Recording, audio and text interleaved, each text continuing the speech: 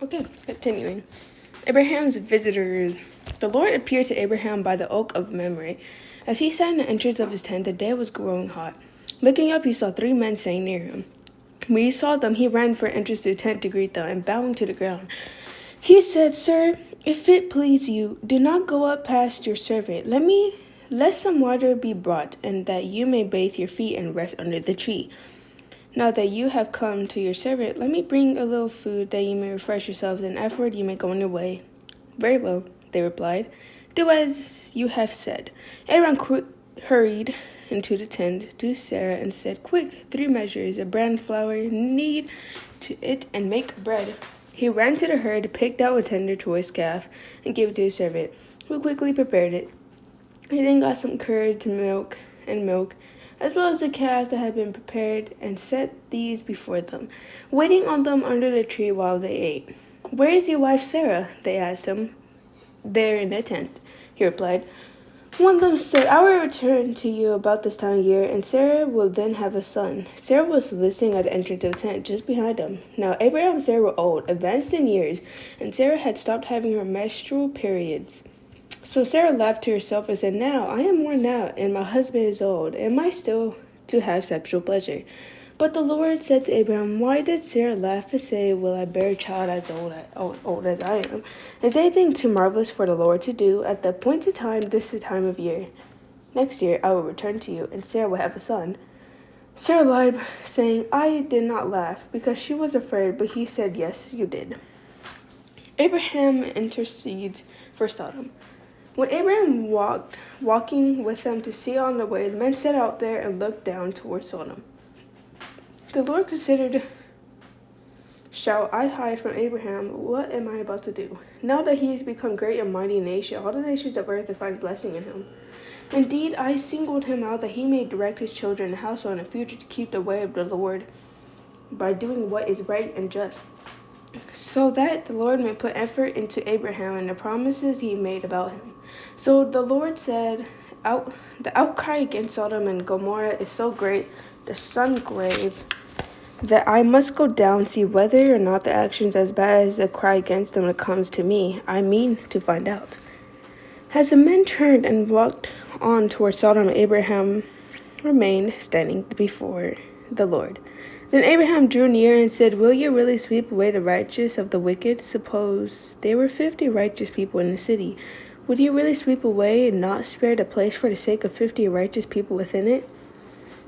Far be it from you to do such a thing, to kill the righteous with the wicked, so that the righteous and wicked are treated alike.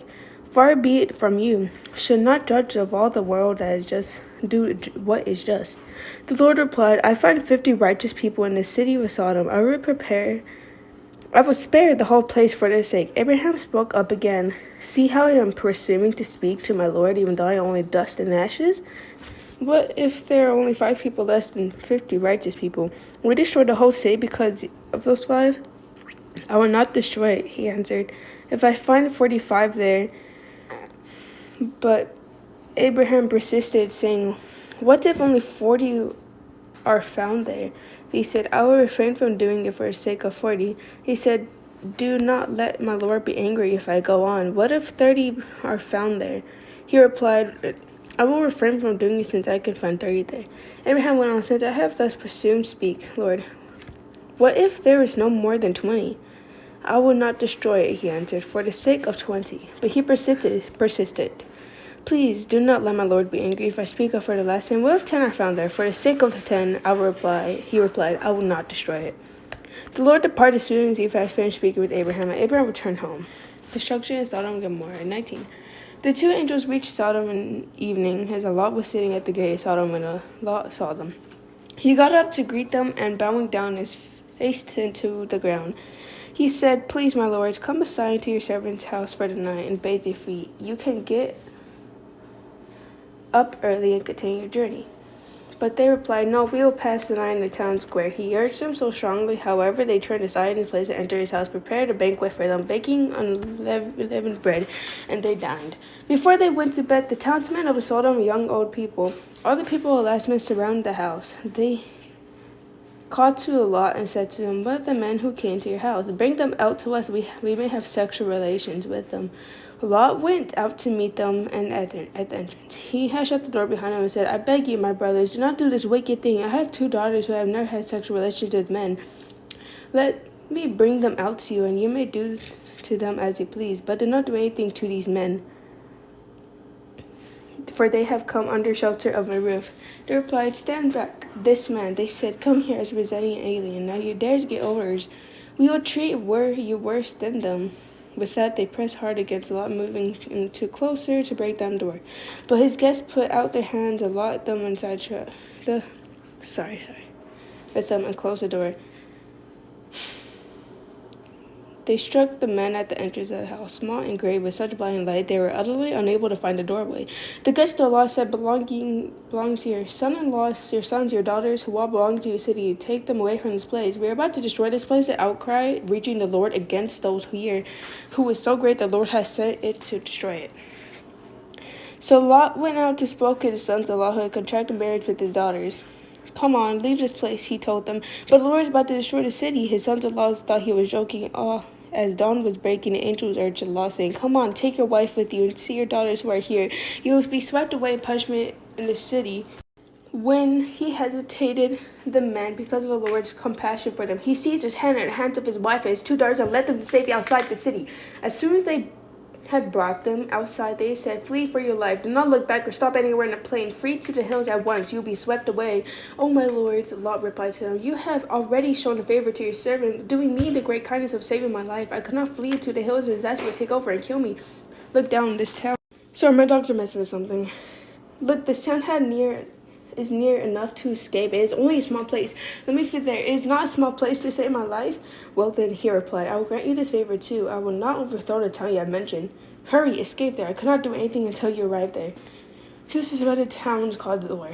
When the sun had risen over the earth and Lot arrived in Zor, the Lord rained down sulfur upon Sodom and Gomorrah, fire from the Lord out of heaven. He overthrew the cities and whole plain together, and the habitations of the cities and produce of the soil. But Lot's wife looked back, and she was turned into a pillar of salt. The next morning, Abraham hurried to the place where he stood before the Lord. As he looked down towards Sodom and Gomorrah and the whole region of the place, he saw smoke over the land rising like smoke from a kiln. When God destroyed the cities of the plain, he remembered Abraham sent Lot away from the upheaval, and occurred when God overthrew the cities when Lot had been living. Moabites and Ammonites. When Lot was afraid to stay in Zor, he and his 2 daughters hurried out from Zor and settled in the hill country, where he lived with his 2 daughters. In the cave, the firstborn said to the younger, "Our father is getting old. There is not a man in land to have intercourse with us, as in the custom anyway. Come, let us ply our father with wine and lie with him. We may ensure posterity by our father." So that the night they plied with their father with wine, the firstborn went in and lay down with her father. But he was not aware of her lying down or getting up. The next day the firstborn said to the younger, "Last night I lay with my father. Let us ply him with wine again tonight. And then you go and lie with him, and we may ensure posterity to our father." So that night they plied to their father with wine. Then the younger one went to lay down with him, but he was not aware of her lying down or getting up. Thus the 2 daughters of Lot became pregnant by their father. The firstborn gave birth to a son, whom she named Moab, saying, "From my father." He is the ancestor of the Moabites of today. And the younger one too gave birth to a son. She named him Ammon, saying, "The son of my kin." He is ancestor of Ammonites of today. Well, there's no little extra one, so I guess that'll be all for tonight. I hope you guys talk to you tomorrow. Bye bye.